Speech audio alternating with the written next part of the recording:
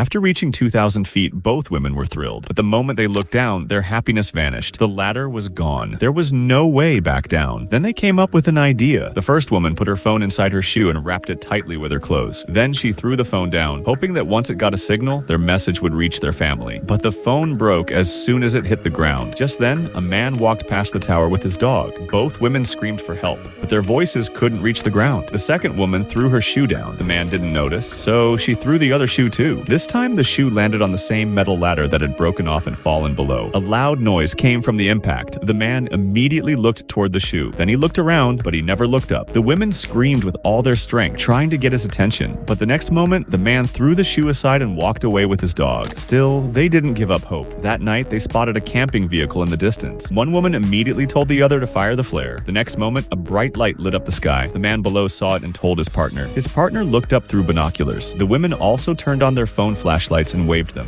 Yet by this time, they thought help had finally arrived. The two men started heading toward the tower, but on the way, they found the women's car. As soon as they saw the car, they changed their minds. They started smashing the car window. Then they took the women's car and drove away. Their hope was shattered again. Now, hunger and thirst were starting to weaken them. They hadn't had a single drop of water in 24 hours. Then they spotted the bag lying below. One woman decided to retrieve it. She tied a rope around herself and slowly climbed down, but the rope wasn't long enough, so she detached the hook from her waist. Then she made a long jump and landed on the dish. She finally reached the bag, but now came the real challenge, getting the bag back up. She took out a selfie stick and used it to attach the hook to the bag. Now she had to reach the rope again. She made another long jump and grabbed the bag. She said, "We have to work together. I'll climb, and you pull the rope." The woman sitting above started pulling the rope. The woman below slowly climbed higher. She was almost at the top, but suddenly the rope slipped from the other woman's hands. The woman below fell. For a moment, the woman above couldn't breathe. She looked down. Her partner was sitting on the bag. She said her hands had been rubbed raw by the rope. The woman above gave it everything she had and finally pulled her back up. As soon as she reached the top, the woman drank some water. Then she offered some to the other woman, but she refused to drink it. Then the first woman said, "Give me your shoe. This time I'll pack it properly with my clothes. Maybe the call will go through." But her answer changed everything. The other woman said, "My shoe is down there." The woman looked at her and her eyes went wide. The shoe of the woman she had been talking to was lying below. Then she finally realized the truth. The woman she had been talking to all this time wasn't actually there. Her body was lying below. She had died when she went down to retrieve the bag. The first woman had been alone the entire time. The partner she was seeing was only a hallucination.